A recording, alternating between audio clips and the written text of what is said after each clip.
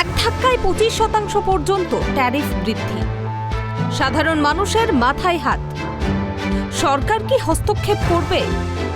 ভারতের 90% মানুষের কাছে ফোন আছে। আজকাল প্রতিটি মানুষ ফোনের উপর নির্ভরশীল, কারণ ফোন একজন ব্যক্তির দৈনন্দিন জীবনে একটি বড় ভূমিকা পালন করে। আর এরই মধ্যে টেলিকম কোম্পানিগুলো যা খুশি তাই করছে। এক ধাক্কায় 25% পর্যন্ত ট্যারিফ বাড়িয়েছে জিও, এয়ারটেল, ভিআই। সরকার কি হস্তক্ষেপ করবে?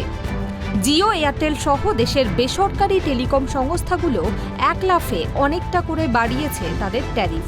এই আবহে সাধারণ মানুষের মাথায় হাত পড়তে চলেছে। তবে এই টেলিকম সংস্থাগুলোর ট্যারিফ বৃদ্ধি নিয়ে কেন্দ্রীয় সরকার আপাতত কোনো হস্তক্ষেপ করবে না বলেই দাবি করা হয়েছে।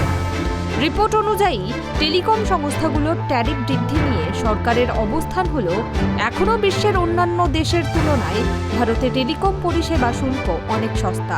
এই আবহে সরকার চায় এই সংস্থাগুলো যাতে পরিষেবার মান উন্নয়নের দিকে নজর দেয়। এহেন পরিস্থিতিতে সংস্থাগুলোর ট্যারিফ বৃদ্ধির সিদ্ধান্তে সরকার হস্তক্ষেপ করবে না। এক আধিকারিক বলেছেন, টেলিকম সেক্টরে বর্তমানে যথেষ্ট প্রতিযোগিতা রয়েছে এবং এখন পরিস্থিতি এমন কোনো সংকটজনক পর্যায়ে পৌঁছে যায়নি যার জন্য কর্তৃপক্ষকে হস্তক্ষেপ করতে হবে। ট্যারিফ বৃদ্ধির জেরে উপভোক্তারা কিছুটা চাপ অনুভব করতে পারেন, তবে 3 বছর পরে এই ট্যারিফ বৃদ্ধি ঘটেছে। এই সপ্তাহেই জিও, এয়ারটেল এবং ভোডাফোন আইডিয়া তাদের ট্যারিফ বৃদ্ধি করেছে। একটি সংস্থা প্রায় 11 থেকে 25% পর্যন্ত ট্যারিফ বৃদ্ধি করেছে। এই মূল্যবৃদ্ধি থেকে প্রাপ্ত আয় পরিষেবা উন্নতি খাতে খরচ করার কথা ভাবছে সংস্থাগুলো।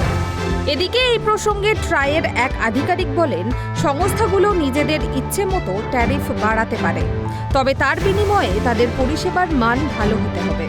এই আবহে সাধারণ মানুষের মাথায় হাত পড়তে চলেছে। তবে এই টেলিকম সংস্থাগুলোর ট্যারিফ বৃদ্ধি নিয়ে কেন্দ্রীয় সরকার আপাতত কোনো হস্তক্ষেপ করবে না। Bureau report, tribe TV Bangla.